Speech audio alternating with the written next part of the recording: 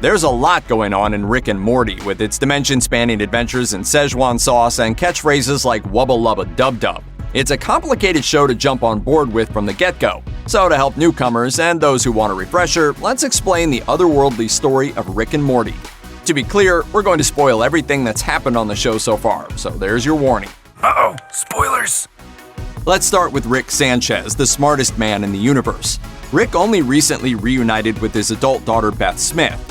Because she's desperate for her dad's approval and traumatized by him leaving in the first place, Beth welcomes his dysfunction into the home she shares with her husband Jerry, a perpetually down-on-his-luck loser who Rick hates. Beth and Jerry have 2 kids. Their daughter Summer is in many ways the average American teenage girl. She's worried about fashion, her friends, and the various boys she likes at her school. What sets her apart from the rest of her peers is how utterly unfazed she seems to be by her parents' failing marriage and her grandpa's high-risk space adventures. Then there's Morty, the youngest in the family and Rick's closest ally in his maddening adventures. Prior to Rick's arrival, Morty was a troubled kid charting well below average at his school. A big reason why could have to do with his crippling crush on a girl named Jessica. After Rick shows up, well, none of that really changes, but Morty's life becomes very different. It's just Rick and Morty! Rick and Morty and their adventures, Morty! Rick and Morty forever and forever, 100 years, Rick and Morty some things. Me and Rick and Morty and running around. The first episode of the series opens with Morty falling asleep at the breakfast table after a drunk Rick kept him up the night before with threats to restart humanity with a neutrino bomb. Yes, that's the first thing that happens. Morty's parents worry that Rick's hijinks with their son are having unhealthy effects on him, particularly at school where they acknowledge he may be developing slower than his peers. But Rick nonetheless takes Morty out of school for an adventure using his famous portal gun, a handheld device that allows him to travel anywhere in space. It can also travel between infinite alternate dimensions. So while Rick can't travel in time, he can travel in different timelines. The show doesn't shy away from the impact that traveling multiple universes can have on even a super genius's mind. It's revealed in episode 1 that it's hard for Rick to relate to other people, even his family, because he knows that the best and worst versions of himself exist in infinite realities. The adventure goes horribly, and it's pretty traumatic for Morty, who breaks his legs and is forced to kill some alien officers. When it's over, Rick explains to Beth and Jerry that traveling with him is the only way a mind like Morty is going to catch up in school. Of course, that's not really true. Holy cow, Rick! I didn't know hanging out with you was making me smarter. Full disclosure, Morty, it's not. Things go terribly awry when Morty's crush on Jessica becomes overwhelming. He asks his grandpa Rick if there's anything he can create to make her like him. Although Rick thinks his grandson is being creepy, he relents and gives Morty a love potion of sorts. But there's a drawback. It's contagious. Morty uses it on Jessica at the annual flu season dance, and it causes her to spread an uncontrollable virus that makes people aggressively in love with Morty, regardless of gender, age, or status. So Rick makes 2 attempts to produce an airborne cure that not only makes it spread globally, but it mutates everyone into hideous monsters that Rick offhandedly labels Cronenbergs. To escape the escalating problem, Rick transports Morty and himself to a nearly identical version of that timeline where a parallel Rick and Morty both die in a freak accident after that universe's Rick successfully solves the Cronenberg problem. Together, our heroes bury their alternates' corpses and rejoin this alternate version of Earth as if nothing ever happened. The answer is don't think about it. It's not like we can do this every week anyways. We get 3 or 4 more of these tops.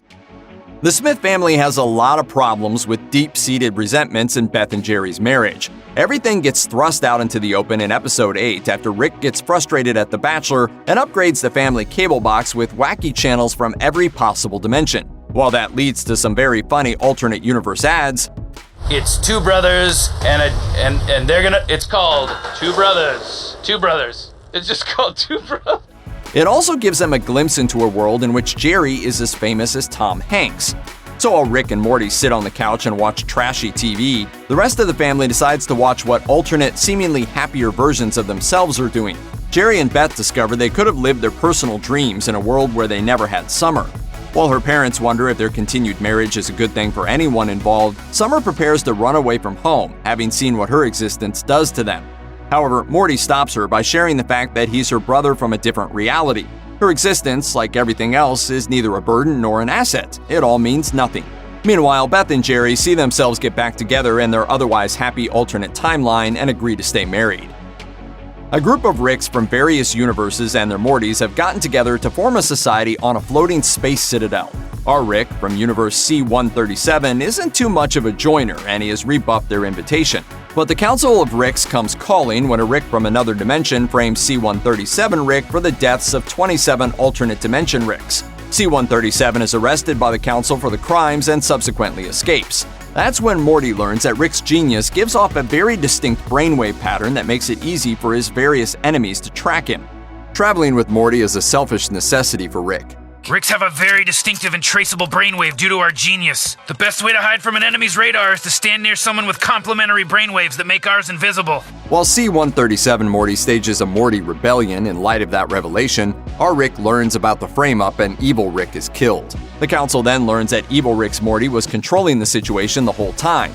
C-137 Rick and Morty aren't privy to that information, and Evil Morty vanishes into the crowd at the Citadel.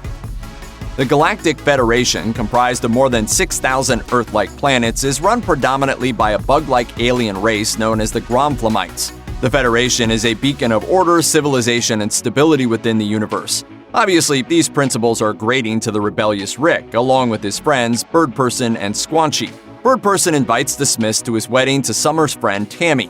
There he reveals that he and Rick fought many battles against the Federation and committed many atrocities for which they're wanted. The galactic government considers us terrorists. It's unwise of me to share these details, but I've become inebriated. And that's when the Federation launches an attack orchestrated by Tammy, a deep-cover Federation operative who kills Birdperson. Earth is no longer safe. The Smiths go into hiding, and Rick learns just how much of a burden he's been to his relatives. Under the guise of going out for ice cream, Rick reveals his location to the Federation on the condition that his family will be allowed to go free. The Smiths are picked up from their hiding place and returned to Earth, which is thriving under Federation rule. Meanwhile, Rick is seen being locked away in the bowels of the Gromflamites' most secure prison, with nothing but time working against him as they try to unlock his secrets. Rick finds himself inside a Gromflamite simulation generator as they attempt to trick him into giving up the secret to interdimensional travel. The machine uses Rick's memories against him and allows the Gromflamites to trigger thoughts about how he invented his portal gun. Instead of falling for their trick, Rick flexes his genius and fabricates an origin story in place of an actual memory, thus hacking the machine and allowing him to switch bodies with his interrogator. Meanwhile, Morty and Summer are finding a Rickless, Federation-controlled Earth too much to bear. Summer digs up the dead Rick from the Cronenberg debacle and uses his portal gun, which the Council of Ricks flags. When Morty and Summer explain that their Rick has been arrested by the Federation, the Council dispatches soldiers to assassinate Rick C-137 once and for all. Rick switches bodies again with one of the assassin Ricks and uses him to infiltrate the Citadel. He teleports the Citadel into the same space as the Federation prison, launching a massive battle between his two greatest enemies. He then reunites with Morty and Summer before executing the final part of a plan that began when he turned himself in after the wedding. Rick hacks into the Federation mainframe and reduces the value of its currency to 0. Chaos ensues and the Federation falls within minutes. Defeated, they leave Earth and Rick returns home safely. Rick toppling the Federation has an extremely negative impact on Jerry, who is thriving under a government that valued thoughtlessness.